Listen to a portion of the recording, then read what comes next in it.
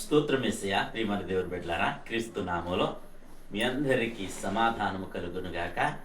ఆమేన్. ప్రతి దినము దేవుని వాగ్దానం అని ఆత్మీయ చక్కటి కార్యక్రమంలో మిమ్మల్ని ప్రేమపూర్వకంగా ఆహ్వానిస్తున్న దేవుని బిడ్డలారా, ఎలా ఉన్నారు? బాగున్నారా? ఉదయాన్నే లేచారా? ప్రార్థన చేసుకున్నారా? కాసేపైనా దేవుని వాక్యాన్ని మీరు చదువుకున్నారా? ప్రభు మీతో మాట్లాడి మిమ్మల్ని బలపరిచారా అని నేను అడుగుతున్నాను. మరి ప్రతి దినము మరి దేవుని కృపలో మరి బలపడాలని దేవుడు కోరుకుంటున్నాడు. ప్రతి దినము దేవుని వాగ్దానం అని ఆత్మీయ చక్కటి కార్యక్రమంలో వాగ్దానం చదువుతున్నాను.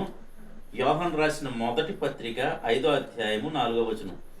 దేవుని మూలముగా పుట్టిన వారందరూ లోకమును జయించుదురు, లోకమును జయించిన విజయం మన విశ్వాసమే. దేవునికి స్తోత్రం. చక్కటి వాగ్దానం ద్వారా ప్రభు మనతో మాట్లాడుతున్నాడు. ఏమనంటే లోకమును జయించిన విజయం మన విశ్వాసమేనట. విశ్వాసం మరి మన పరిణితి చెందాలి, విశ్వాసాన్ని అభివృద్ధి చేసుకోమంటున్నాడు. మరి చేస్తూ అభివృద్ధి పరచమంటున్నారు శిష్యులు. మరి అప్పుడు ఏమంటారంటే ప్రభు మరి కంబలి చెట్టుని కూడా ఆవగించేంత విశ్వాసం ఉంటే చాలు అని అక్కడ దేవుడు సంబోధించడం జరిగింది. కంబలి చెట్టే లోబడుతుందట. అప్పుడు మరి లోకం కూడా మరి మనకి లోబడుతుంది. లోకమును మనం జయిస్తాం. ఈ లోకంలో ఉన్న శ్రమలన్నింటినీ జయిస్తాం.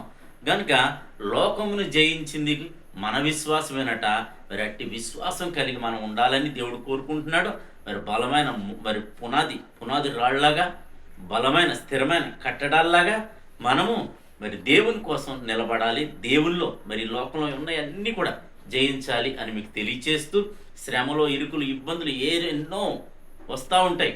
అవన్నీ క్రీస్తు నామములో పోతాయి కనుక మరి ప్రతిదీ దాన్ని బట్టి విశ్వాసంలో మరి ఏమాత్రం తగ్గిపోకుండా విశ్వాసంలో ముందుకు సాగాలని మీకు తెలియచేస్తూ దేవుడి మాటలు దీవించునుగాక. ఆమేన్. ప్రార్థన. స్తోత్రము తండ్రి, వందనాలు యేసయ్యా.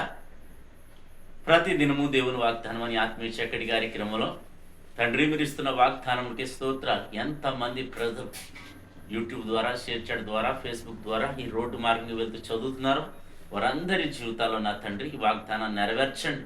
ఈ వాగ్దానం పట్టుకుని ప్రతి ఒక్కరూ ఈ లోకంలో ఎదురవుతున్న ప్రతి పరిస్థితిని, అనారోగ్య సమస్యలు కావచ్చు, అప్పులు కావచ్చు, ఇబ్బందులు కావచ్చు, నిందలు కావచ్చు, పోరాటాలు కావచ్చు, ఏదైనాను సరే లోకాన్ని ప్రతి దాన్ని విశ్వాసం ద్వారా జయించడానికి కృప అనుగ్రహించమని ప్రార్థిస్తున్నాను. నీ కృపలో ప్రతి ఒక్కరిని భద్రపరచమని ప్రార్థిస్తున్నాను. అలాగే రోగులు వ్యాధులతో ఉంటే ప్రభు వారందరినీ స్వస్థపరచండి. ముఖ్యంగా డిప్రెషన్ పేషెంట్స్ని కూడా మీరు స్వస్థపరచమని ప్రార్థిస్తున్నాను. అలాగే తండ్రి రకరకాలైన బలహీనతలు బట్టి నేను వారందరినీ స్వస్థపరచండి. నేను యవనస్తులకు చక్కటి భాగస్వాములను గ్రహించండి, గర్భఫలాలు దయచేయండి, ఉద్యోగాలను వీళ్ళకి ఉద్యోగాలు దయచేయండి. అలాగే చంటి బిడ్డలు మొదలుకుని నేను పెద్దల వరకు నేను ఎగ్జామ్స్ రాస్తున్నారు, వారందరికీ మీరు తోడయండి. నీ కృప ఉంచండి.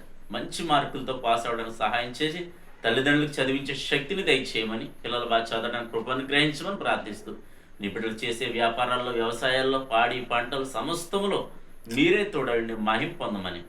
ఇదని ఎవరైతే మ్యారేజ్ డే బట్టి జరిపిన బిడ్డలందరికీ క్రీస్తు నామంలో ప్రభా నీ యొక్క సమాధానం, క్షేమం, ఆశీర్వాదం ఈ సంవత్సరం అంతా నీ దయకిరీటం నుంచి మీరే మహిమ పొందమని క్రీస్తు నామంలో అడుగుచున్నాము తండ్రి.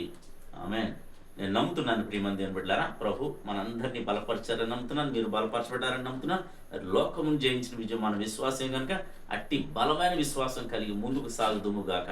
యేసు దేవుడి మాటలు దీవించును గాక. ఆమేన్.